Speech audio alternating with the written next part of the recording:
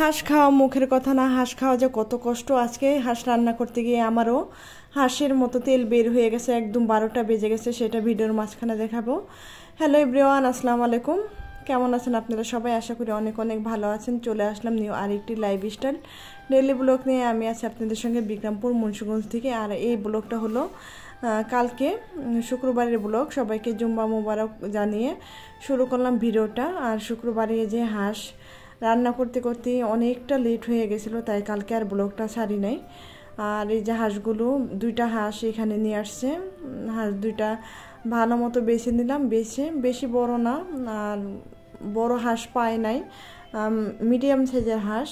আর হাঁসগুলো যে ভালো মতো পুড়ে নিতেছি বেছে। তারপরে আমি তো বেছে পরিষ্কার করে দিলাম, আর জেসমিন আপাকে বললাম একটু কেটে দিতে।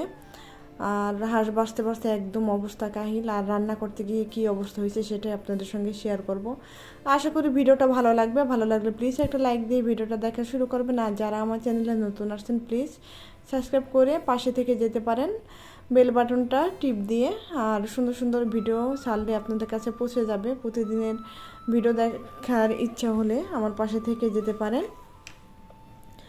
আর হাঁসগুলো কাটতে কাটতে যেদিকে একটু দেখে আসি বিড়ালের একটু দৃশ্য, তারপরে চলে যাব রান্নাঘরে।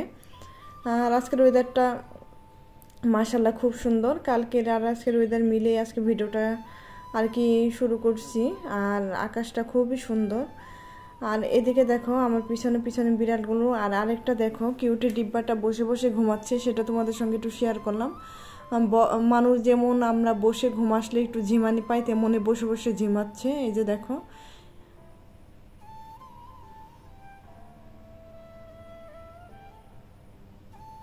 আমি তো একা একা হাসতে হাসতে এদিকে শেষ। আর ঘুম দেখে এই মাঝে মাঝে এমন করে, আমি তখন দেখি বসে। এই যে টের পেয়ে গেছে যে আমি ক্যামেরা ধরছি, বাস চলে আসলো আমার ক্যামেরা ধরার জন্য। তারপর তো আমি উঠে গেলাম, ওর পাশে আমি বসে আসছিলাম, এতক্ষণ বুঝে নাই। তারপর তো চলে আসলাম রান্নাঘরে এই যে উস্তা ভাজি বসাই দিলাম। আজকে একটু ভাজি না হলে হয় না। আর ওদিকে হাঁসগুলো বেছে নিতেছি একটু একটু করে, আর ভাজিও করে নিতেছি। আর আজকের ওয়েদারটা মাশাআল্লাহ কত সুন্দর আকাশটা। আর আকাশটা একদম পরিষ্কার। এতদিন বৃষ্টি হওয়ার পরে আকাশটা কিন্তু অনেক সুন্দর হয়ে গেছে। আর আমাদের উঠানে পানিগুলো কমতে শুরু করছে। আমি ভিডিও শেষের দিকে সেটা শেয়ার করব। আর এদিকে এই যে আসলাম আদা বাটা নেওয়ার জন্য ঘরে। আর দেখো ডালটাও রেখে গেলাম, ডাল হয়ে গেছে, লাউ ডাল রান্না করছি মাশাআল্লাহ। আর উস্তা ভাজি আর হাঁসের মাংস। আর এদিকে উস্তা ভাজিটা হয়ে গেছে। আর হাঁসের মাংসটা আমি ধুয়ে পরিষ্কার করে নিলাম। হাঁসের মাংস কিন্তু অনেক সময় লাগে, একটা একটা করে বেছে বেছে ধুইতে হয়, গ্যাস যেন না থাকে। আর এই যে চুই ঝাল দিয়ে আজকে আমি হাঁসের মাংস রান্না করব। চুই ঝালটা এই যে ডিপ ফ্রিজে রেখে দিয়েছিলাম, বের করে নিলাম। আর এখান থেকে কিছু কেটে দিব। তারপর চুলাটা ধরিয়ে দিলাম, রান্নার জন্য দিয়ে দিলাম একটু সরষের তেল। আর সরষের তেল আর সয়াবিন তেল দিয়ে আজকে রান্না করব হাঁসের মাংসটা। আর সঙ্গে তো আছে ময় মশলা, এই যে তেজপাতা, এলাচ আর চিনি, তেজপাতা এলাচ দিয়ে দিলাম। তারপরে একটু মশলা বেটে নিই, জিরা, তারপরে এই যে একটু গরম মশলা, সব কিছু বেটে তারপর হাঁসের মাংসর মধ্যে দিব। আর ওদিকে পেঁয়াজটা ভাজতে থাকছি, চুলায় পেঁয়াজটা কিন্তু ভাজা হইতেছে, তার মধ্যে আমি মশলাগুলো একটু বেটে নিই।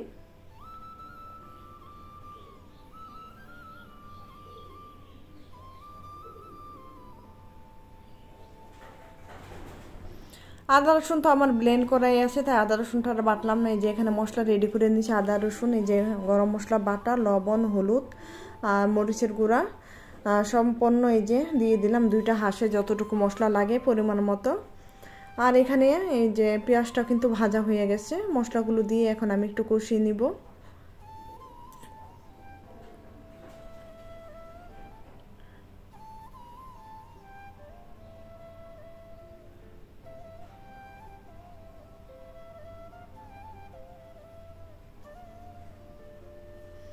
তারপর মশলাগুলো বেশ ভালো মতো কষিয়ে দিয়ে দিলাম হাঁসের মাংসগুলো। আর চুই ঝালটা আমি বেশ কিছুক্ষণ কষিয়ে তারপরে দিব, না হয় এত আগে দিব না, এত আগে দিলে চুই ঝালটা গলে যাবে। আর হাঁসের মাংসর গন্ধ দূর করার জন্য দিয়ে দিলাম আমি এখানে দেশি রসুন, 3টা রসুন ছিলে নিছি। আর দেশি রসুনের ফ্লেভারটা খুব ভালো। এইভাবে রসুন ছিলে দিলে না খুবই টেস্টি হয় মাংসটা, আর এবং হাঁসের মাংসর যে গন্ধটা আছে সেই গন্ধটা দূর হয়ে যায়। তাই আমি এইভাবে সবসময় রসুন দিই। যাদের হাঁসের মাংস খেতে গন্ধ লাগে কিংবা হাঁসের মাংসতে গন্ধ থাকে তারা এইভাবে করে নিতে পারেন। আর এদিকে রান্না করতে করতে ওই যে বলছিলাম না তেলটা মজে গেছে, এই যে চলে গেল গ্যাস চলে যাওয়ার পরে দিয়ে দিলাম রাইস কুকারে। আর রান্নার মাঝখানে যদি গ্যাস চলে যায় তখন যে কতটা কষ্ট তা বলার মতো না। যাই হোক, সব রান্না হয়েছে। তারপরে এই যে আবার ঢাকনাটাও ছুটে গেল এর মধ্যে রান্না করতে করতে। তখন আজকে দেখা গেছে সব দিকেই মুসিবত শুরু হয়েছে। আর একদিকে সমস্যা হলে কিন্তু নানান দিকে সমস্যা, আর রান্নাটা কিন্তু লেট হয়ে যাচ্ছে। তারপরে যে আমি ঢাকনাটা আবার ভিতরে স্ক্রুটা পড়ে গেছিলো মাংসের ভিতরে, ধুয়ে উঠিয়ে তারপর অফ ক্যামেরায় দিয়ে দিছি। তারপর ভাবলাম একটু শেয়ার করি। আর যারা রাঁধে তারা কিন্তু চুলও বাঁধে, একটা কথা আছে না, কিন্তু গৃহিণীদের কিন্তু সব কাজে মোটামুটি শিখে রাখা ভালো। তারপরে যে আমি স্ক্রু ড্রাইভারও লাগলো না, সেনে দিয়ে কিন্তু কাজটা সেরে নিলাম। এইভাবে করে আমি কাছের ঢাকনার প্রতিটা এই ক্যাপ ঢিলা হয়ে গেলে তখন আমি এইভাবে করে আমি সেনে দিয়ে টাইট করে নিই, তখন আবার অনেক দিন যায়। আর এদিকে কিন্তু রাইস কুকারে রান্না করতে করতে অনেক দিন পর রাইস কুকারটা বসাইছি, দেখলাম রাইস কুকারটাও এই যে হয়ে গেল, বন্ধ হয়ে গেল। দেখো কি মুসিবত, কি করি। তারপরে এই যে পাশের ভাবি আমার যার চুলায় তাড়াতাড়ি আসলাম, যা আবার বৃষ্টির জন্য কিছুদিন রান্না করে না। আর চুলাটা ধরাতে যে আমার এতটা কষ্ট হয়েছে যা বলার মতো না, প্রায় আধা ঘন্টা লাগছে চুলাটা ধরার জন্য। তারপরে জুম্মাবার ছেলেরা নামাজ পড়ে চলে আসছে, তাদের খাবার দিব। আর এদিকে আমার রান্না হচ্ছে না। আর এই যে কষিয়ে চুই ঝালটাও কিন্তু দিয়ে দিলাম হাফ কেটে, সম্পূর্ণ চুই ঝালটা কিন্তু দিয়ে নেই, ওই যে বলছিলাম না হাফ কেটে দিব, হাফ কেটে এই যে দিয়ে দিলাম।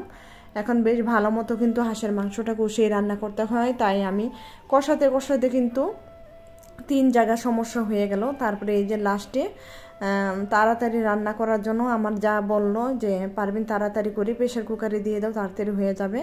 তখন তাড়াতাড়ি করে হাঁড়ি থেকে ঢেলে প্রেশার কুকারে দিয়ে 3-4টা চিটি দিয়ে নিলাম, এই যে আগুন দিয়ে। তারপর আগুনটা জ্বলেছে শেষের দিকে মাশাআল্লাহ অনেক, কিন্তু প্রথমে অনেক কষ্ট লাগছে, কারণ অনেক দিন যাবত তো লার্কিতে রান্না করি না। লার্কি চুলায় রান্না করতে আসলে তখন দেখা যায় থুতুপুতু খেয়ে ফেলতে হয়। তারপর তো এই যে হয়ে গেল প্রেশার কুকার থেকে চুলা মাংসটা নামিয়ে নিলাম। মাশাআল্লাহ কালারটা কিন্তু অনেক সুন্দর। আর 3টা যে রান্না করলাম অনেক টেস্ট হয়েছে। আর 3টা পাত্রতে কিন্তু রান্না করে দিলাম আজকে। দেখো কতটা কষ্ট হইলো যা বলার মতো না।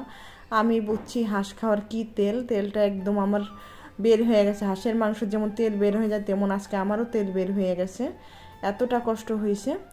তারপর তো প্রচুর ক্ষুধা পেয়ে গেছে, এদিকে ছেলেদের খাবার দিয়ে দিলাম, তার সঙ্গে না আমিও খেতে বসে গেলাম গরম গরম। আজকে গোসলটা খাওয়া দাওয়ার পরে রেস্ট নিয়ে তারপরে করব, কেননা আজকে সকালে কিছুই খাই নাই হাঁস বাচ্চার টেনশনে। আর এই যে দেখো আমার হাতে কিন্তু কালিও লেগে আছে, কোনো রকম হাত মুখটা ধুয়ে আসছি, হ্যান্ড ওয়াশ দিয়ে শুধু হাতটা ধুয়ে আছে, উপরে যে কালি লেগে আছে পরে দেখছি।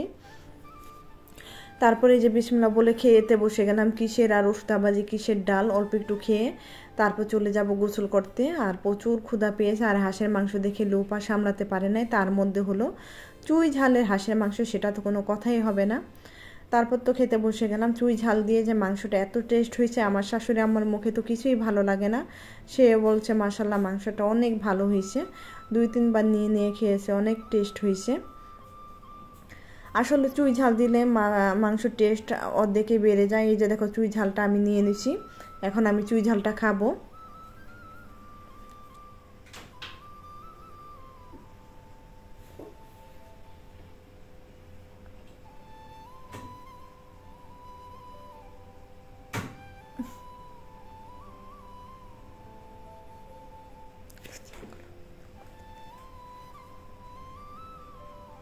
খাওয়া দাওয়া শেষ করে একটু চলে যাব ছাদে খরগোশগুলোকে একটু খাবার দিব, খাবার দিয়ে তারপরে আমি চলে যাব গোসল করতে, একটু রেস্ট নিয়ে। তারপরে এই যে চলে আসলাম ছাদে, খরগোশগুলোকে আজকে আলু কেটে দিলাম।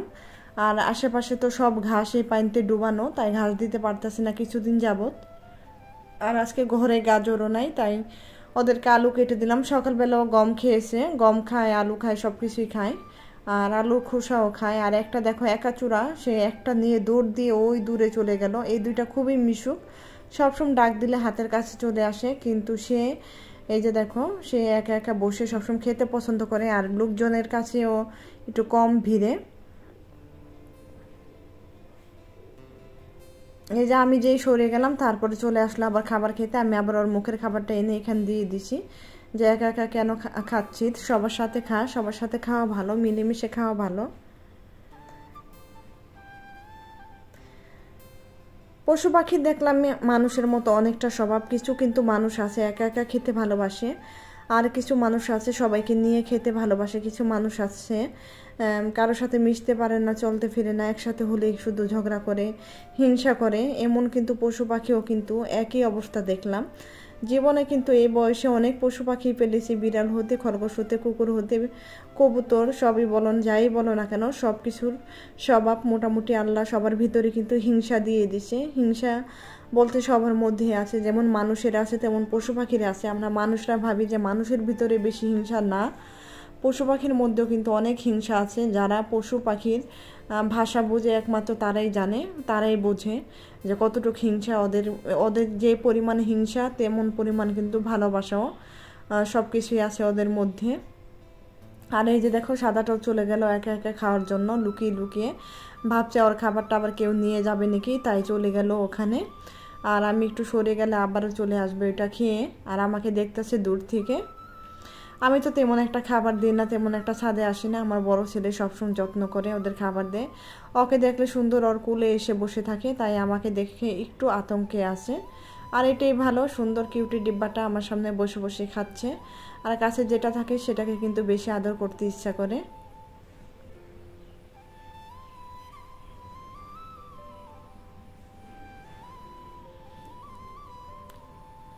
খরগোশের পালা শেষ, এবার চলো একটু মাছের সাথে পরিচয় করে দিই। এই যে দেখো কতগুলো মাছ এখানে। মাছের সাথে পরিচয় বলতে আমি নিজেই আসছি পরিচয় হতে, আবার তোমাদের কি পরিচয় করাই দেবো, কি মাছের কি নাম সেটা তো আমি জানি না। একমাত্র জানি এখানে নদীর চাঁদা মাছ আছে, সেটাকে আমি একমাত্র চিনি, এছাড়া তো আর কিছুর সাথে পরিচয় করাতে পারবো না, আর মাছের নামও জানি না। আর এখানে এই যে দেখো এই যে চান্দা মাছ, এই যে সাদাটা, আর ওগুলো এই যে চান্দা মাছটা, আর নানান পদের মাছ আছে। আর এখানে খরগোশগুলো আবার পিছন থেকে একটু দেখালাম খাচ্ছে। আর আজকের আকাশটা মাশাআল্লাহ কতটা সুন্দর সেটা তো প্রথমে দেখাইছে, আবার ছাদে এসে আবার আরেক রূপ দেখলাম, সেটা আবার একটু শেয়ার করলাম। আল্লাহর সুন্দর বাগান কতটা সুন্দর মাশাআল্লাহ, দেখে একদম চোখ মন সবই জুড়িয়ে যায়। আর এদিকে দেখো আমাদের উঠানে পানিগুলো কিন্তু আস্তে আস্তে করে শুকাচ্ছে। তো আজকের মতো ভিডিওটা এখানে শেষ করবো। সবাই ভালো থাকবা, সুস্থ থাকবা, আল্লাহ হাফেজ, আসসালামু আলাইকুম।